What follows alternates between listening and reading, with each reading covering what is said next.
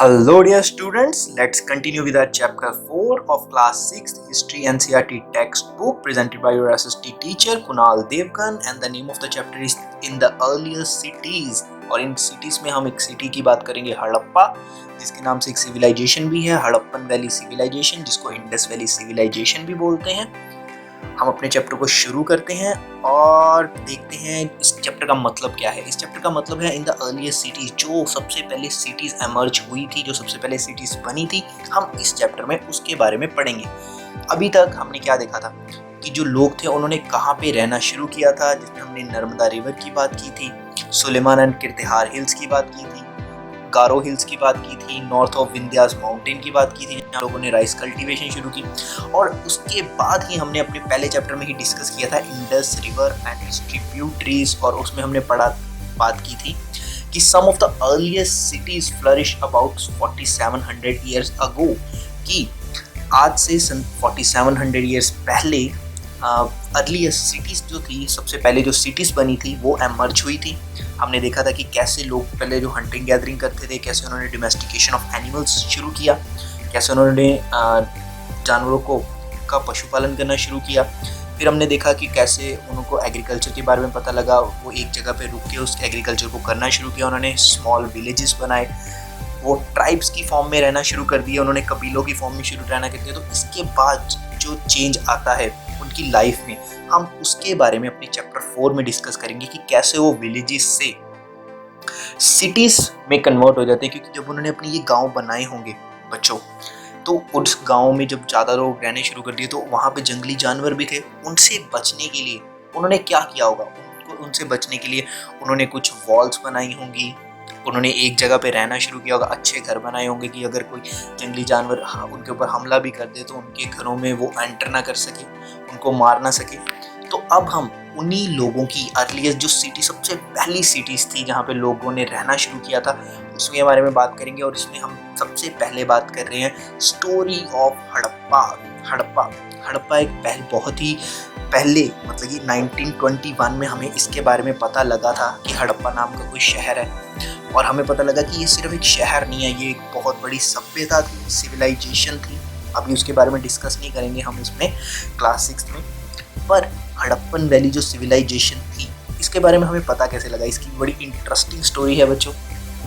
जब हमें पता है कि आज के टाइम पे हम रेलवेज का यूज़ करते हैं एक जगह से दूसरी जगह जाने के लिए, जब पाकिस्तान के इस पंजाब और सिंध वाले एरिया में रेलवे लाइन बिछाई जा रही थी, जब ब्रिटिशर्स का रूल था इंडिया में, तो इनको एक टीला दिखता है। तो इसके टीले की जब वो खुदाई करते हैं तो उनको ना वहाँ से ना ब्रिक्स मिलती हैं। तो वो कहते हैं कि ये टीला तो बड़े कमाल का टीला है, यहाँ पे तो हमें बनी हुई ईंटें मिल रही हैं। तो रेलवे लाइन की पटरियों को बिछाने के लिए वो उस ईंटों का निकालना शुरू कर देते हैं, और जब वो ईंटों को निकालना शुरू कर देते हैं तो लोगों को पता लगता है कि इतनी ईंटें यहाँ पे आई कैसे। तो पता लगता है कि यहाँ पे पहले पुराने घर थे, एक सभ्यता थी जहाँ जो लोग यहाँ पे रहते थे। तो एक हड़प्पन सिविलाइजेशन, हड़प्पा के बारे में पता लगना शुरू होता है। तो अब हम बात करते हैं इसी हड़प्पा के बारे में कि ये है कहाँ पे। जो ये हड़प्पा है ये आज के प्रेजेंट डे पाकिस्तान में है। पाकिस्तान का सिंध और पंजाब का जो एरिया है हम उसके बारे में डिस्कस करेंगे। और जो ये हड़प्पा है इसको ओल्डेस्ट सिटी माना जाता है किसकी, इस सब कॉन्टिनेंट की। मैंने आपको बताया था कि सब कॉन्टिनेंट क्या होता है, कॉन्टिनेंट और सब कॉन्टिनेंट में फ़र्क क्या होता है, मैंने आपको पहले चैप्टर में क्लियर किया था। अपनी पहली वीडियो देखो जिसको इसके बारे में अभी भी क्लियर नहीं है। और इसकी जो हड़प्पा थी इसको कितने साल पहले ढूंढा गया था, आज से 80 ईयर्स पहले नहीं, 100 ईयर्स पहले, क्योंकि हम 2020 में हैं तो इसको ढूंढा गया है 1921 में। तो आज से 100 साल पहले, ये आपकी बुक में 80 ईयर्स लिखा है, पर आज के अकॉर्डिंग हम जब बात करेंगे तो इसको आज से 100 साल पहले ढूंढा गया है। तो जो ये सिटी थी आज से 100 साल पहले डिस्कवर हुई थी। तो इसके बाद, इस सिटी के बाद हमें इसके जैसी जितनी भी सिटीज़ मिली तो हमने उसको कहना शुरू कर दिया द हड़प्पन सिटीज़, कि ये हड़प्पा की जैसी सिटीज़ है तो ये हड़प्पन सिटीज़ हैं। तो इसी की वजह से हड़प्पन सिविलाइजेशन का भी नाम आएगा, हड़प्पन सभ्यता भी नाम होगी। जब कितनी सारी सिटी हड़प्पा की जैसी हो गई ना, तो लोगों ने कह दिया कि नहीं ये हड़प्पन सिविलाइजेशन थी। और इसको एक और नाम से जाना जाता है इंडस वैली सिविलाइजेशन। क्यों? क्योंकि ये जितनी भी हमें सिटीज़ मिलती हैं, हमें किस नदी के किनारे पे मिलती हैं, इंडस नदी के किनारे में मिलती हैं, जिसके बारे में डिस्कस की थी मैंने। पंजाब की 5 नदियों के बारे में डिस्कस किया, मैंने इंडस के बारे में भी डिस्कस किया था। अपनी इनिशियल वीडियोस को अच्छे से देखो। तो ये जो सिटी है, माना जाता है, हमने इसको ढूंढा तो आज से 100 साल पहले है, 1921 में है। पर ये सिटी कब बनी थी, ये सिटी कब फ्लरिश हुई थी, कब इसकी डेवलपमेंट हुई थी? आज से 4700 ईयर्स पहले। मैंने तुम्हें एक वो बना के दिखाया था कि मैप होता है, एक जगह है जिसमें हम कहते हैं कि जीरो है ना, और उससे पहले वाला जो एरिया है उसको BC कहते हैं, उसके बाद वाला एरिया जो है AD कहते हैं। आज से अगर हम 4700 ईयर्स पीछे जाएं बच्चों, तो 2000 साल पहले ये हम जीरो पे आएंगे, फिर हम उससे 2700 ईयर्स और पीछे जाएंगे तो हम पहुंच जाएंगे 2700 BC के आसपास। तो ये जो BC में हम पहुंचेंगे, जब हम यहाँ पे 2700 BC में पहुंचेंगे, तब इस सिटी की इमर्जेंस होनी स्टार्ट हुई थी, जब ये सिटी बननी शुरू हुई थी। तो आज से 4700 ईयर्स पहले की बात करें, जब ये सिटी बननी शुरू हुई थी। तो हम इस सिटी के लेके इतना क्यूरियोसिटी, मतलब हमारे अंदर क्यूरियोसिटी क्यों है कि क्या था इस सिटी में, what was special about this cities, क्या था इन सिटीज में स्पेशल इतना। पहले हम बात करते हैं कि हमें ये सिटीज मिली कहाँ पे। मैंने बताया था कि हमें पंजाब और सिंध की एरिया में मिली है, जो कहाँ पे है, पाकिस्तान में है। और कुछ इसकी सिटीज जो हैं, कुछ सिटीज हमें कहाँ में मिली हैं, हमें गुजरात में मिली है, राजस्थान, हरियाणा, पंजाब में मिली, जो इंडिया में। और हमें इन सिटीज से क्या मिला, which objects were found in this cities. हमें इस सिटीज में रेड पोर्ट्री मिली है, ठीक है, पोर्ट्स मिले हैं रेड कलर के, जिसके ऊपर ब्लैक कलर में डिज़ाइन बना हुआ है। हमें स्टोन वेट्स मिले हैं, जिसका इस्तेमाल उस टाइम पे वेट करने के लिए होता था। हमें सील्स मिली हैं उस टाइम की। हमें स्पेशल बीड्स मिले हैं, मोती मिले हैं। हमें कॉपर टूल्स मिले हैं। हमें लॉन्ग स्टोन ब्लेड्स मिले हैं। तो ये चीज़ें हमें इन सिटीज़ से मिली हैं, जिन चीज़ों से हमें इन सिटीज़ का पता लगा है। तो अब इन सिटीज़ की थोड़े करेक्टरिस्टिक की बात करते हैं कि ये सिटीज़ थी कैसे। ये सिटीज़ जो थी ना, ये 2 हिस्सों में डिवाइडेड थी। ये सिटी ना ऐसे बनी हुई थी, ऐसे एक हायर पोर्शन था इसका, एक लोअर पोर्शन था इसका। जो हायर पोर्शन था ना वो छोटा था, और जो लोअर पोर्शन था वो बड़ा था। तो ये जो हायर पोर्शन है, इसको कहा जाता था ये सीटाडल है। ये क्या है, ये सीटाडल है। तो ये जो सीटाडल था, इसको वेस्टर्न पार्ट कहा जाता था, और जो लोअर है उसको लोअर टाउन कहा जाता था। सीटाडल में ना मोस्टली अमीर लोग रहते थे, उस टाइम के इंपॉर्टेंट लोग रहते थे, और लोअर जो टाउन था वहाँ पे आम लोग रहते थे। तो ये चीज़ याद रखनी है कि कहाँ पे जो हायर लोकेशन है वहाँ पे हाई ऑफिशियल या उस टाइम के अमीर लोग रहते थे, और जो लोअर है, जिसको जो ईस्टर्न पार्ट था, जो लोअर टाउन जिसको कहते हैं, वहाँ पे आम लोग रहते थे। उसके बाद हमें यहाँ से वॉल्स मिलती हैं जो ब्रिक की बनी हुई हैं, और ये जो इन्होंने पूरे इस शहर को, जो ये सिटी थी, इनको सराउंड किया हुआ था, इनके इर्द गिर्द बनी हुई थी, ठीक है। और ये जो हमें ब्रिक्स मिलती हैं, ये भी बड़ी अच्छे तरीके से बनी है। जैसे आज के टाइम पे हम अपनी कोई दीवार देखें, एक ईंट के ऊपर फिर तो एक ईंट उसके आमने सामने रखे, उसके हाफ पे एक ईंट रखी जाती है, इंटरलॉकिंग करके बनाया जाता है ना ईंटों को अच्छे से। अगर तुम दीवार को देखोगे तो तुम्हें समझ जाओगे इंटरलॉकिंग क्या होती है। तो इंटरलॉकिंग क्यों हुई जाती है, कि उस वॉल्स को स्ट्रॉन्ग बनाने के लिए। तो ये जो हमें उस टाइम पे आज से 4700 ईयर्स पहले जो हमें सिटीज़ मिल रही हैं, वो इतने अच्छे तरीके से बनी हुई हैं। अब इन सिटीज़ की थोड़ी लोकेशन चेक करते हैं अपने इंडियन सब कॉन्टिनेंट के बेसिस पे। मैंने तुम्हें कहा था कि पंजाब और सिंध जो पाकिस्तान में चला गया हुआ है, ये है पंजाब और सिंध का हिस्सा जो पाकिस्तान में चला गया है, थोड़ा इंडिया में आ गया। और ये है हमारा पंजाब, हरियाणा, राजस्थान, गुजरात वाला एरिया। और यहाँ पे हमें जो इम्पोर्टेंट साइट इस चैप्टर में हम डिस्कस करेंगे वो है हड़प्पा ये है, मोहनजोदारो ये है, कालीबंगन ये है, मैंने थोड़ा इधर करके इसको लिखा है, धोलावीरा ये है। यही इस चैप्टर के 4 इम्पॉर्टेंट साइट्स रहेंगी जिसकी लोकेशन तुम्हें याद रखनी है। जो तुम्हारा हड़प्पा है ये पाकिस्तान में है, मोहनजोदारो भी पाकिस्तान में है। उसके बाद जो कालीबंगन है ये राजस्थान में है, और जो धोलावीरा है और जो लोथल है, ये रहा लोथल, ये है लोथल। जो लोथल है ये भी गुजरात में है। इस चैप्टर में हमें 2 ही साइट्स, इंडियन साइट्स है उसके बारे में डिस्कस करना है, एक है धोलावीरा और दूसरी है लोथल। तो इसको अपने अच्छे से मैप में बनाइए, इसको फिगर आउट करिए वहाँ पे, और एक मैप में इसको बना के समझिए कि इनकी लोकेशन है कहाँ पे। उसके बाद इसी के अंदर जब हम कैरेक्टरिस्टिक्स की बात करें इन सिटीज़ की, तो हमने बात किया कि स्पेशल जो बिल्डिंग्स हैं हमने बात किया कि जो सिटी थी वो दो हिस्सों में डिवाइडेड थी, एक था अपर पोर्शन, एक था लोअर पोर्शन। और जो अपर पोर्शन है वहाँ पे स्पेशल बिल्डिंग्स बनाई जाती थी। स्पेशल बिल्डिंग्स कहाँ पे बनाई जाती थी? सिटाडेल, क्योंकि अपर पोर्शन को सिटाडेल कहते हैं। इसकी एग्जांपल मिलती है हमें मोहनजोदारो। मोहनजोदारो में पाकिस्तान में साइट है, तो सिटी थी, ठीक है। वहाँ से हमें इम्पोर्टेंट मिलती है, एक हमें ग्रेट बाथ मिलता है, एक बड़ा सा स्पेशल टैंक स्नान घर मिलता है, ठीक है। पॉन्ड मिलता है, जैसे हम गुरुद्वारों में जाते हैं तो हम देखते हैं कि कितना एक पवित्र सरोवर टाइप बना हुआ है जहाँ पे लोग स्नान करते हैं और फिर माथा टेकने जाते हैं। वैसे ही हमें ग्रेट बाथ मिलता है कहाँ पे? मोहनजोदारो में, जहाँ पे जो था ना वो ब्रिक्स के साथ बना हुआ था, उसको प्लास्टर के साथ कोटेड किया गया था और उसको वाटर टाइट बनाया गया था, क्योंकि उसके अंदर पानी था कि पानी उससे लीक ना करे या उससे निकले ना। और उसकी दोनों साइडों पे क्या बनाए गए थे? स्टेप्स बनाए गए थे, मतलब कि राइट साइड और लेफ्ट साइड पे उतरने के लिए, पानी में जाने के लिए, ठीक है। और उसकी सारी साइडों पे रूम्स बनाए गए थे। और क्या था? वहाँ पे वेल था जिससे उसमें पॉन्ड में या वाटर टैंक में पानी भरा जाता था, और जब वो पानी का यूज़ हो जाता था उसको ड्रेन आउट कर दिया जाता था। और माना जाता है कि ये जो वाटर टैंक बनाया गया था, ग्रेट बाथ बनाया गया था मोहनजोदारो में, ये स्पेशल ओकेजन पे जो वहाँ पे इम्पोर्टेंट लोग या अमीर लोग थे या उस टाइम पे जो इम्पोर्टेंट ऑफिशियल थे, रूलर थे, वो इसमें क्या करते थे? डिप लेते थे, इसमें स्नान करते थे। ऐसे ही हमें कुछ एरियाज़ में फायर अल्टर्स मिलते हैं। फायर अल्टर्स का मतलब होता है हवन कुंड, जिसमें हम वो डालते हैं ना, ओम नमः शिवाय करते हुए हम कोई चीज़ डालते हैं, ठीक है, क्या कहते हैं उसको, बबूती टाइप समथिंग कुछ डालते हैं उसमें।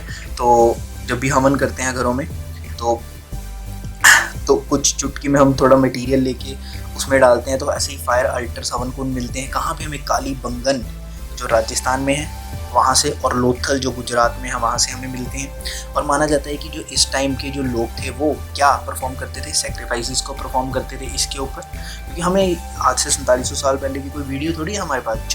जो हमें चीज़ें, इनको आर्कियोलॉजिस्ट को समझ लगी, जो उन्होंने किताबों में लिखी, हम उन्हीं चीज़ों के बारे में डिस्कस कर रहे हैं। हमें स्टोर हाउसेस मिलते हैं डिफरेंट जगहों पे, जैसे मोहनजोदारो में हमें स्टोर हाउसेस मिलते हैं, हड़प्पा में हमें स्टोर हाउसेस मिलते हैं, लोथल में हमें स्टोर हाउसेस मिलते हैं। तो डिफरेंट लोकेशंस में हमें डिफरेंट चीज़ें मिलती हैं। अब हमने ये तो समझ लिया कि इनके घर कैसे थे, कैरेक्टरिस्टिक्स क्या थे, अच्छी तरह ब्रिक्स से बने हुए थे। अब हम इनकी ना थोड़े से हाउसेस, ट्रेन और स्ट्रीट्स के बारे में पढ़ते हैं कि ये जो सिटीज़ थी इसमें जो घर बने हुए थे वो कैसे थे, ड्रेन सिस्टम, नालियाँ कैसी थी, स्ट्रीट्स, गलियाँ कैसी थी। माना जाता है कि जो यहाँ पे हाउसेस थे ना वो 1 या 2 स्टोरी थे, 1 मंजिला या 2 मंजिला घर बने हुए थे। जो रूम थे वो कोर्टयार्ड के, आंगन के सराउंडिंग में, आंगन के मतलब कि आसपास कमरे बने होते थे। हर घर में सेपरेट बाथ था नहाने के लिए। एक जेंटल स्लोप थी जहाँ से पानी जो मतलब कि इनका बाथरूम था वहाँ से एक नाली से पानी बाहर निकलता था और मेन स्ट्रीट के साथ वो नाली कनेक्टेड थी।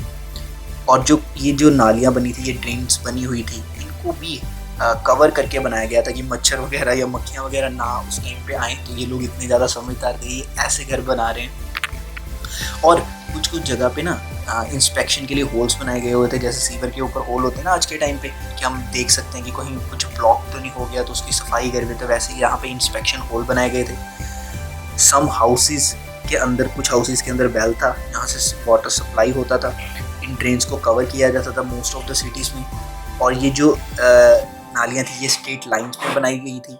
स्मॉलर ड्रेन्स थी जो बिगर ड्रेन्स के साथ कनेक्ट करती थी। और माना जाता है कि ये जो सारी चीज़ें बनती थी ना ये एक ही टाइम पे बनाई गई थी। ऐसा नहीं था कि घर बना लिया, फिर नालियाँ बना ली, फिर गलियाँ बना ली। कहते हैं कि ये तीनों चीज़ें एक ही नंबर प्लानिंग करके ये सारी की सारी चीज़ें बनाई जाती थी। कैसे कि ऐसे गली बना दी, ठीक है, उसके बाद गली बनाने के बाद उस ऐसे घर यहाँ पे डिसाइड कर लिए कि घर यहाँ पे आएंगे। उसके बाद इनके घरों से नालियाँ निकलते हुए ऐसे, मतलब कि अंडरग्राउंड नालियाँ बनी हुई थी जो कवर की हुई थी।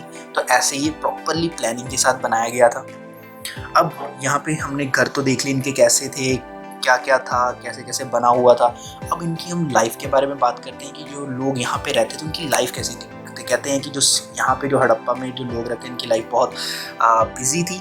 बिजी कैसे कि अलग अलग काम करने के लिए इनके पास था, अलग अलग लोग रहते थे। जैसे स्क्रिप्ट्स, जो लोग अच्छे से लिखते हैं उनको कहते हैं स्क्रिप्ट्स। तो यहाँ पे स्क्रिप्ट्स थे जो हेल्प करते थे सील्स को प्रिपेयर करने में या कुछ चीज़ें लिखते थे। तो हमें इनकी राइटिंग की काफ़ी चीज़ें मिली हैं, पर अब अभी तक इनको पढ़ नहीं पाए। हमें पता लगता है कि उस टाइम पे क्राफ्ट पर्सन थे सिटीज़ में। हमें ये नहीं पता कि वो सिर्फ मेंस क्राफ्ट करते थे या वुमेन्स जो थी वो क्राफ्ट करती थी, पर हमें क्राफ्ट की चीज़ें मिली हैं। तो हम मानते हैं कि इस टाइम पे क्राफ्ट पर्सन थे जो डिफरेंट थिंग्स बनाते थे। और ये हो सकता है कि अपने घरों में रह के ये चीज़ें बनाते हो, या फिर कोई स्पेशल उन्होंने एक जगह फैक्ट्री हो जहाँ पे ये रहकर ये चीज़ें बनाते हो, स्पेशल वर्कशॉप हो। रूलर्स थे, रूलर्स का काम होता था कि ये जो स्पेशल बिल्डिंग्स बन रही हैं इनकी कंस्ट्रक्शन करवाना। और रूलर्स का काम होता था कि जो लोग थे इनको एक जगह से दूसरी जगह पे भेजना, अलग अलग मेटल्स लाने के लिए, प्रीशियस स्टोन्स लाने के लिए। और जो ज़्यादा वैल्यूएबल स्टोन्स होते थे ना, ये राजा खुद ही रख लेते थे, जो गोल्ड और सिल्वर के बने होते थे। तो ऐसे ही न्यू क्राफ्ट हमें इस सिटीज़ में मिलते हैं जब आर्कोलॉजिस्ट इस सिटीज़ की एक्सकावेशन करते हैं। आर्कोलॉजिकल फाइंडिंग्स होती है ना, मैंने बताया था आर्कोलॉजिस्ट कौन होते हैं, जो इन लोग इन जगहों की खुदाई करते हैं, इन चीज़ों के बारे में पढ़ते हैं। तो जो आर्कोलॉजिकल फाइंडिंग्स होती हैं, जो इनको चीज़ें मिलती हैं जब ये खुदाई करते हैं, तो इन्हीं आर्कोलॉजिकल फाइंडिंग्स में हमें क्या मिलता है, स्टोन्स मिलते हैं, शेल्स मिलते हैं, मेटल्स मिलती हैं, ऑब्जेक्ट मिलते हैं जो इन चीज़ों के बने हुए हैं। हमें डिफरेंट ऑब्जेक्ट बनते हैं जो स्टोन्स के बने हुए हैं, जो शेल्स के बने हुए हैं, जो मेटल्स के बने हुए हैं। अब हम इन मेटल्स की बात करते हैं। मेटल्स में कौन सी चीज़ आती है, कॉपर, ब्रॉन्ज, गोल्ड, सिल्वर, ये सारे मेटल हैं। कॉपर को हम तांबा कहते हैं, ब्रॉन्ज को हम कांसा कहते हैं, गोल्ड को हम सोना कहते हैं, सिल्वर को हम चांदी कहते हैं। और कॉपर जो ब्रॉन्ज था ना, कॉपर और ब्रॉन्ज था, इससे बनी हुई चीज़ों में हमें माना जाता है कि जो कॉपर और ब्रॉन्ज से इससे टूल्स बनते थे, उस टाइम के वेपन्स बनते थे और ऑर्नामेंट्स बनते थे, वेसल बनते थे, डिफरेंट चीज़ें बनती थी इन दो मेटल से। पर जो गोल्ड और सिल्वर था माना जाता है इससे सिर्फ ऑर्नामेंट बनते थे, ठीक है, सिर्फ आभूषण बनते थे। हमें इन्हीं जगहों पे न्यू क्राफ्ट में जो जगहें हैं जिनसे हमें न्यू क्राफ्ट के बारे में पता लगा, हमें ये भी पता लगा कि ये लोग बीड्स का इस्तेमाल करते थे, वेट्स का इस्तेमाल करते थे, ब्लेड्स का इस्तेमाल करते थे। कैसे पता लगा, उस टाइम पे जो इनकी बीड मेकिंग टेक्निक थी ना बच्चों, वो बहुत ही ज़बरदस्त थी, बहुत काबिल तारीफ थी। एक स्टोन होता है कार्नीलियन स्टोन, जो रेड कलर का होता है और बहुत ही सुंदर होता है। ये बीड्स जो थे, ये मोती थे, इससे बनाते थे, उसको कट करते थे, ठीक है, और उसको शेप देते थे, उसको पॉलिश करते थे, और फिर उसके अंदर बड़े तरीके से एक होल को बोर करते थे, होल बनाते थे जिसके अंदर से एक स्ट्रिंग निकल ले और उसको एक माला में डाला जा सके। ऐसे ये वेट का इस्तेमाल करते थे। वेट्स क्या होते हैं, वेट्स जिससे हम किसी चीज़ को तोलते हैं, मेज़र करते हैं। तो एक स्टोन था जिसका नाम है चर्ट से ये मोस्टली वेट्स बनते थे और इनको बड़े ही तरीके से बनाया जाता था, केयरफुली बनाया जाता था, प्रिसाइसली बनाया जाता था। और उस टाइम पे जो प्रीशियस स्टोन्स थे उनकी मेजरमेंट, उनकी मतलब कि उनको वेट करने के लिए, उनको तोलने के लिए इन वेट्स का इस्तेमाल होता था। ऐसी ब्लेड्स हमें मिलते हैं। ब्लेड्स में हम बात करेंगे, स्टोन ब्लेड्स हमें मिलते हैं, सील्स मिलती हैं हमें जो स्टोन्स की बनी हुई थी, जो रेक्टेंगुलर शेप में थी और जिनके ऊपर एनिमल कार्विंग हुई थी। सील्स आज के टाइम पे जैसे सील्स का काम होता था, उस टाइम पे जब एक जगह से दूसरी जगह किसी सामान को भेजा जाता था तो उसके ऊपर एक गीली क्ले को रख के उसके ऊपर से सील से उसको इम्प्रिंट कर दिया जाता था, जोर से दबा दिया जाता था जिसके ऊपर उस सील का निशान बन जाता था। और जब वो एक जगह से दूसरी जगह वो चीज़ पहुंच जाती थी तो अगर वो सील के साथ कोई छेड़छाड़ नहीं हुई तो ये तो माना जाता था कि हाँ, ये जो सामान है ये सेफली एक जगह वहाँ तक पहुँच गया है, किसी ने इसके साथ कोई भी रास्ते में छेड़छाड़ नहीं की है। ऐसे ही हमें टेराकोटा टॉयज़ मिलते हैं। टेराकोटा टॉयज़ क्या होते हैं, जब कि क्ले को बेक्ड कर दिया जाता है तो उससे बन जाता है टेराकोटा। तो हमें टेराकोटा के क्ले के बने हुए टॉयज़ मिलते हैं। हमने अपने ही पहले चैप्टर में देखा था कि 7000 साल पहले कि मेहरगढ़ एक जगह थी जहाँ पे हमें कॉटन के एविडेंसेस मिले थे कि यहाँ के जो लोग थे ये कॉटन को ग्रो करते थे, कॉटन के एविडेंसेस हैं। पर हमें कॉटन के इस्तेमाल के सबसे पहले एविडेंसेस कहाँ मिले, मोहनजोदारो में मिले। मोहनजोदारो में हमें लिड होती है, ढक्कन था, सिल्वर क्लोथ मतलब कि जो सिल्वर वॉस या कॉपर के ऑब्जेक्ट थे उनके जो ढक्कन के साथ क्लोथ का इस्तेमाल किया हुआ हमें मिलता है। हमें पता लगता है कि अच्छा ये जो लोग थे ये थ्रेड का भी यूज़ करते थे, ठीक है। हमें स्पिंडल होल्स मिलते हैं, एक तरह के चरखे मिलते हैं जो किसके, टेराकोटा के बने हुए हैं, फेनियाक के बने हुए हैं। तो जिसकी हेल्प से जो थ्रेड था उसको स्पिन किया जाता था। तो ये जो फेनियक है, आपको याद रखना है, ये एक आर्टिफिशियली प्रोड्यूस मटेरियल है, ये कोई नेचुरल मटेरियल नहीं है जो हमें मिलता है।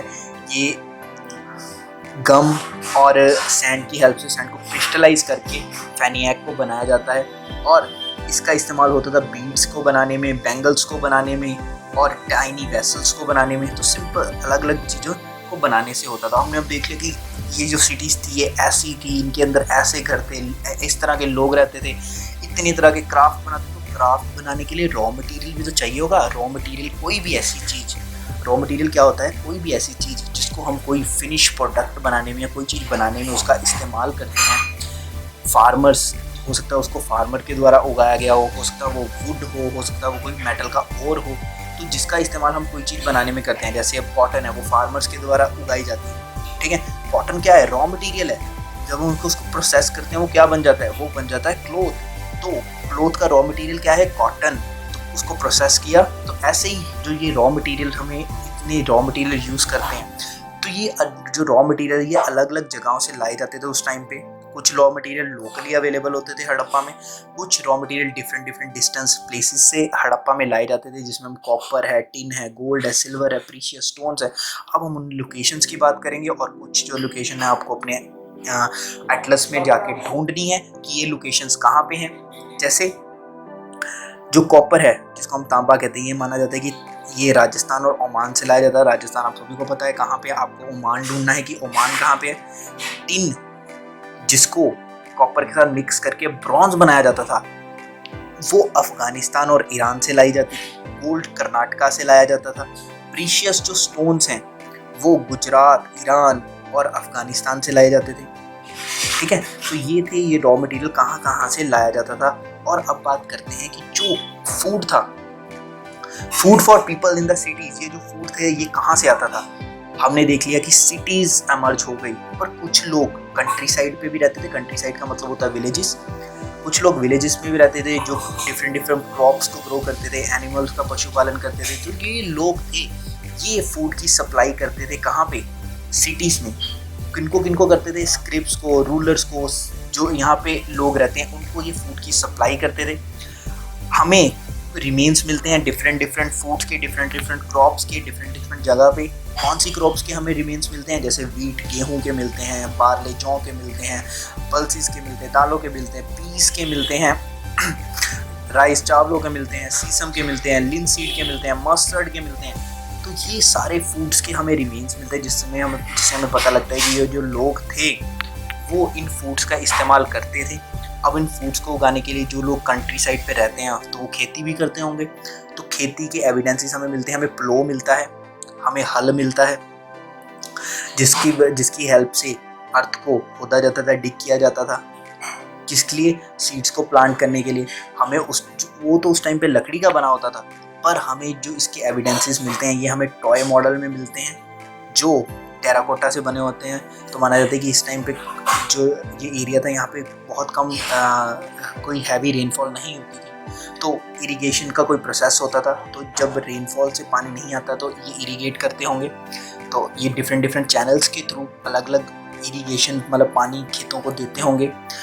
ये भी हमें एविडेंसेस मिलते हैं कि कैटल्स को रेयर करते होंगे। कैटल्स में हम शीप, गॉट, बफेलो की बात करते हैं। और माना जाता है कि इनके आसपास अवेलेबिलिटी ऑफ वाटर भी होती है, कि पेस्चर अराउंड द सेटलमेंट्स। और ये जो लोग थे इनके पास पानी भी था और चारा भी था या घास भी थी, जो अपने पेस्चर को ये ग्रेजिंग कराने के लिए, उनको खाना खिलाने के लिए यूज़ करते थे। अब हम इसकी दो इम्पॉर्टेंट साइट्स हैं, उनका हम क्लोजर लुक लेंगे। जो हड़प्पन्स की साइट्स हैं जो गुजरात में हैं, हम उनके बारे में डिस्कस करेंगे। पहली है हमारी धोलावीरा। कहाँ पे है ये, खदिर ब्याद इन रन ऑफ कच्छ, जो गुजरात में है, ये वहाँ पे है। हमें यहाँ पे फ्रेश वाटर मिलता है, हमें यहाँ पे फर्टाइल सॉइल मिलती है, कि यहाँ की जो सॉइल थी वो बहुत ही उपजाऊ थी।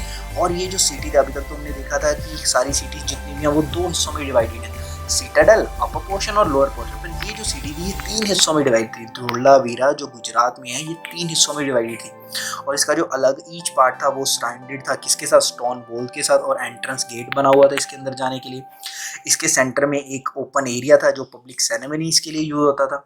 और यहाँ पे हमें एक और चीज़ मिलती है कि जो हड़प्पन स्क्रिप्ट थी, ये अभी तक हमने देखा कि हमें छोटी छोटी चीज़ों के ऊपर ही हड़प्पा की स्क्रिप्ट जो लिखावट मिलती है, पर यहाँ पे हमें वाइट स्टोन के ऊपर स्टोन में बना हुआ और उसको लकड़ी के अंदर लगाकर एक हमें स्क्रिप्ट मिलती है, हमें चीज़ मिलती है, जिससे हमें पता लगता है कि हड़प्पन में ये बड़ी बड़ी प्रकार की चीज़ों पर भी लिखा जाता था।